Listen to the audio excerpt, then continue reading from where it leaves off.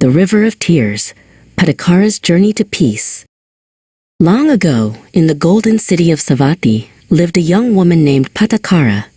She lived in a palace filled with silken robes and sparkling jewels.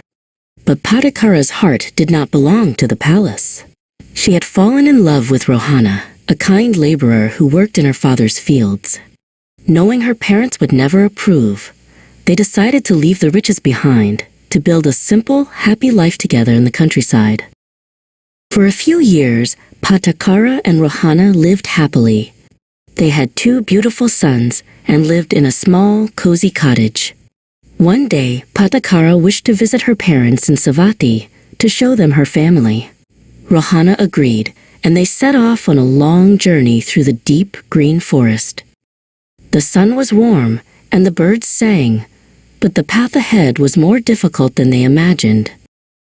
As the sun began to set, a sudden tragedy struck.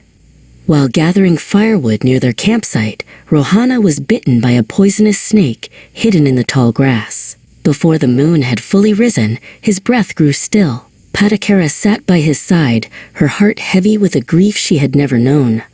She was now alone in the wild with her 2 young children, and a storm was brewing in the distance. The next morning, the rain fell in sheets. Patācārā reached the banks of the Savatthi River, which had swollen into a roaring torrent. She could not carry both children across at once.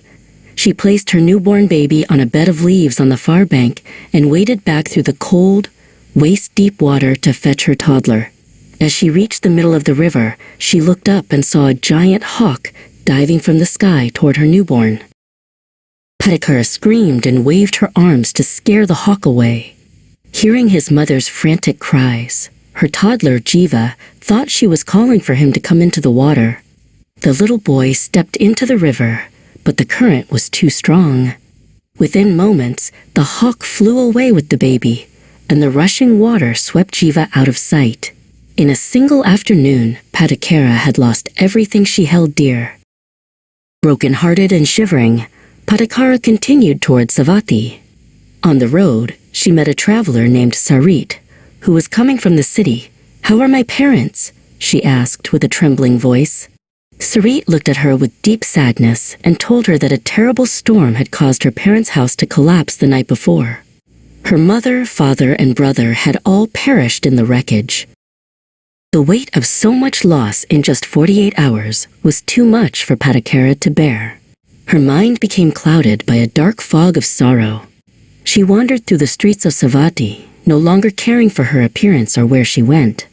People looked away as she passed, not understanding the immense pain that had driven her into the shadows of her own mind. Her wandering feet eventually led her to the Jetavana monastery, where a great teacher known as the Buddha was speaking to a crowd. When Patācārā approached, some tried to stop her, but the Buddha signaled for her to come closer. He looked at her with eyes full of infinite kindness. In his presence, the frantic noise in her mind began to quiet, and she sat at his feet, weeping for all she had lost. The Buddha spoke softly to her about the nature of life. "Patācārā," he said, "change is the only constant. Just as the river flows and the clouds shift, all things appear and then pass away. The tears you have shed across all your lifetimes of loss are more than the water in the 4 great oceans." He taught her Anicca, the truth that holding on to what changes brings pain, but accepting the flow of life brings peace. Patācārā stayed at the monastery and became a nun. She studied the teachings of peace and grew famous for her wisdom. Because she had survived such great tragedy, she became the greatest teacher of empathy. When others like Tara came to her, broken by their own grief, Patācārā would hold their hands and guide them through the storm, teaching them that while loss is a part of life, so is the strength to find peace again. The day